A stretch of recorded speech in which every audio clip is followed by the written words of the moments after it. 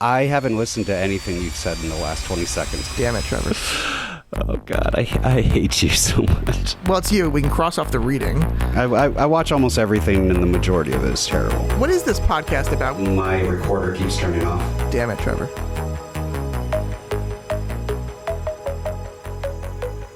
Hi, everyone, and welcome to the 5th episode of No Win Scenario podcast. I am Don Schechter, and joining me, as always, is my companion, my little friend, my little buddy, Trevor.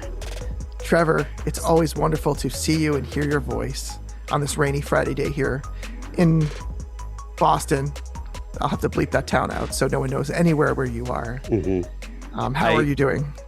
I can say that the feeling is not mutual. I'm not happy to be here looking at you, talking to you. I don't enjoy any of this, but here we are. And, let's get some pennies out of this and keep moving forward. Well, I'm excited for our guest. We have a sort of a wild card today with Kent Sanderson as our special guest today. I've known Kent for many years, and he's involved with a different side of filmmaking that we've talked about. Oh, wait, Don, wait, hold on. Do you know what time it is? What time is it, Trevor? It's time for Trevor's Tangent. Dear God. Okay, Trevor's Tangent. Welcome, everybody. This is a new addition to our podcast formula where I get to go on a tangent and talk about whatever I want that has absolutely nothing to do with the podcast, and Don doesn't get to say a damn thing. I am contractually You're not supposed to say anything. I was just about to say I am contractually not allowed to say anything. I have agreed to this. Oh my God, be quiet. Trevor's Tangent. Shh. Okay, I just want to talk about recently at the Brattle Theatre in Cambridge, they're doing a retrospective of the work of Christopher Walken. And last week, I saw a 35 millimeter print of the film A View to a Kill from 1985, starring Christopher Walken as a Bond villain with his hench person played by Grace Jones. It's a terrible film. It is also shut up! It is also an awesome film. And oh my God, I was so happy. And then a few days later, I went to go see their screening of James Foley's At Close Range, which I think is a near masterpiece of neo-noir. It's from 1986. It's with Sean Penn and Christopher Walken. It is an just fantastic, gut-wrenching thriller. It's streaming on Prime now. I encourage everybody to check it out. Beautifully shot, phenomenal cinematography. An excellent score by Patrick Leonard. It does have some, I'll give you guys a trigger warning, it does have some very grim, very intense violence in it, but it's based on a true story of a criminal father reuniting with his son. And it is, my God, is it a brilliant film. Streaming on Prime, At Close Range by James Foley. I highly recommend it. And until next time, that's it for Trevor's Tangent. Thank God that's over. I wasn't sure if you said Sean Penn or Sean Young. Shut up. Well, I hope everyone enjoyed our first ever and hopefully last Trevor's Tangent. Nope. This is now in every episode. Trevor called me in the middle of the night about a week ago saying, I figured it out. I figured out my place in society. I want to sing my own jingle. And Trevor's Tangent. This is the happiest I've ever seen Trevor in the 20 some odd years that I've seen him. Yeah. I mean, granted, I met him when I was 4 years old and he was probably 25. Yeah. 45. The look of joy on this man's face, this gentle giant. Shh. Quiet. Shh. Trevor's Tangent. It's always with us, isn't it? Well, it will be something that can pop up at any time. But please, if you enjoy it, please let us know. And if you don't enjoy it, please let us know.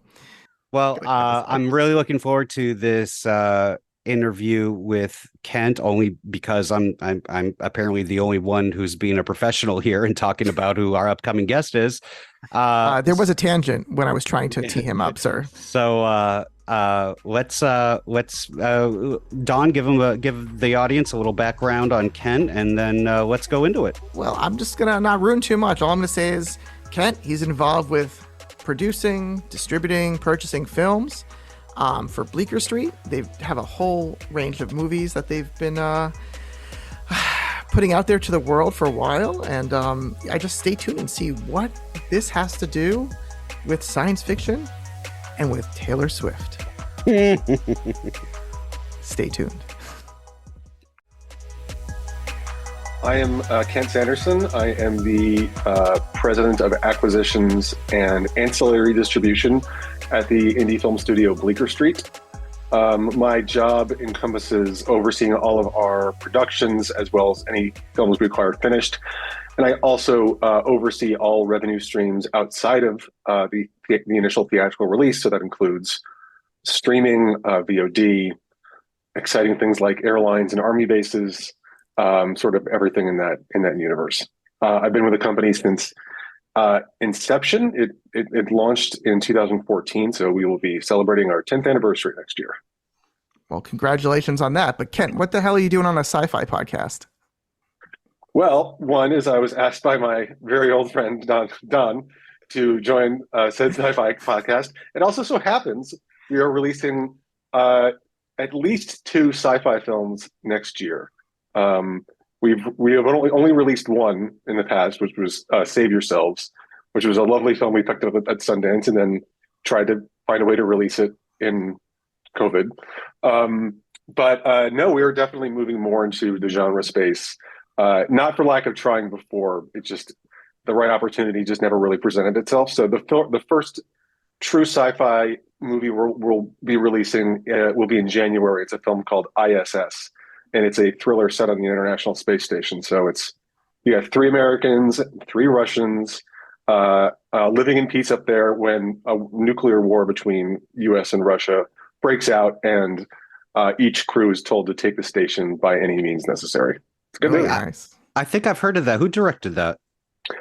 Gabriella Cowperthwaite, who we also worked with on a couple of years ago on a film called Megan Levy. Very different movie, but yeah. Mm-hmm. Well, yeah, again, full disclosure, I've known Kent, I think, for 20 years. We overlapped in college for, a year or two before you went elsewhere for greener pastures. But, yeah, I mean, sci-fi is hard to, I guess, why is this the first, the first forays into sci-fi for Bleecker and in general? Like, why is sci-fi so hard to sell? Is it the size of the audience, or? I think I'm not sure sci-fi is that hard to sell. I think that there's especially for a company like Bleecker Street. We're not generally putting out 4-quadrant movies. We're putting out movies that serve one specific audience or 1 or 2 specific audiences at a time. So having a film that appeals to genre fans can be a huge asset, especially in this theatrical climate where genre and horror and sci-fi just tend to be doing better. Not everything is doing better. I'm currently looking at the box office coming in right now, and The Creator is in distant third place behind Paw Patrol and Saw 10, which is disappointing. But no, for us, it's been a couple of things. One is when Bleecker Street first started, we definitely had a tendency and a brand that focused on catering to older audiences. Mm-hmm. Films like Eye in the Sky and Trumbo and some of these some of our early releases all sort of targeted that like 45 and up demo. Definitely tilting a little bit more towards the female audience too. As we've gotten older and started diversifying what they're doing, a couple of things have happened, where we've gotten more into production and relying less on just available movies. And 2, I've definitely just been on a very dedicated mission to get us into more commercial adjacent spaces like sci-fi. We have a very, very, very diverse slate next year, and I'm super excited about it. It goes all the way from a couple of genre films. We have a horror movie set 45,000 years in the past in a completely made-up language. We have with subtitles. How they handling that? Yes, there are subtitles. Interesting. We have an adaptation of the last third of the Odyssey starring Ralph Fiennes, but then we also have some more classic Bleecker-esque movies. Like we're doing a film called The Fabulous Four, which starts production next Wednesday, and that's like a bridesmaidsy comedy starring Bette Midler, Susan Sarandon, and Sheryl Lee Ralph. So we're really all over the place, and I think we'll end up releasing more movies than we ever have in a single year in 2024. The last thing I think that has kind of held us back on Sci-Fi a bit is honestly, Sci-Fi movies are not cheap, and Bleecker Street is a company with independent means, if that makes any sense. Mm-hmm. So, to have a bigger budget Sci-Fi film can be challenging because the price of entry, for anything that's visual effects driven, can generally be pretty steep. So as we've grown, it's been easier for us to grow into those spaces. So I've got a question regarding that. Much has been made about Gareth Edwards, before advertising, making an $80 million movie look like a $200 million movie with the creator, and how that might change, science fiction and action film workflows. But that doesn't seem to be the case if it's coming in, or that doesn't seem like it will be the case if it's coming in third place behind Paw Patrol. Yeah. I think, look, $80 million is not nothing either. I have never personally, I have never worked on a movie that's cost more than like $40 million. So 80 seems like a bounty to me. Mm-hmm. But I think what Gareth and his crew have demonstrated is that you don't have to spend that level of money as long as you're prepared to do what it takes to bring your production costs down. I mean, I think a lot was said about the fact that it wasn't shot in London or one of the classic production hubs. It was really shot in location in Asia, where the cost of the production itself, let alone the visual effects, was way lower. In fact, it sort of reminds me of the fact that for Bleecker, because again, we are always cost conscious. When we're involved in a production, it's very, very frequently shot internationally for a variety of reasons. The tax credits can be tremendous. The cost of production is less. I think in the last 3 years, we've only had 3 films that'll shoot within the United States itself. We've had movies. I mean, the Odysseus movie was shot in Greece and Italy.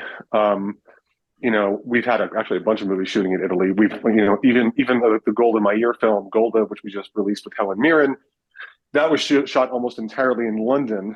It was technically a British movie, but honestly, it was the cost of doing it was less, and there's a sizable UK tax credit the film could take advantage of. So it's the creator in some ways is like a supersized version of an indie movie in that regard, where they built the story and they built the world of the movie around where it was going to be economic to shoot. Mm-hmm. For movies that you're not involved with in terms of production, that you're just picking up, what drives why you guys pick up a film? Is it performance at festivals? Is it 90% actor on that poster? Is it whatever seems to be the what you think might be filling the need for that coming year? What's the primary driving factor here? It's a mix of things. One is, where do we have room in our release schedule? I just acquired a movie out of Toronto that will be announced probably in the next week. And one of the reasons we acquired that particular film was, and it's sort of a classy drama, and with a name cast. One of the reasons we targeted that film in particular was like, all right, well, we have room to release a movie in sort of March right now, because we had films dated at least internally for January, February, and April. And then, some of our productions would start being ready around May, June, July. And we want to save some of those slots to pick up something at Sundance if we want to. Mm-hmm. So we were like, okay, well, if we release this movie in March, it makes sense because everything else we're releasing in the first quarter is either sci-fi or horror, or we have a secret project that'll be announced in December that'll release in April, which I think caters to that audience in some ways. And so we're like, all right, well, if we're going to buy anything in Toronto, it's probably going to be sort of an adult skewing classic sort of Bleecker style drama, because those will do well in March, and it's not going to compete with the other genre titles we're releasing. Mm-hmm. But like anything else, it's a combination of business and passion. We go to a film festival and we see a movie, and we have to sort of make a bet as to whether or not we think it will do some business both theatrically and downstream. And if the answer is no, then we won't acquire it, even if we really love the movie.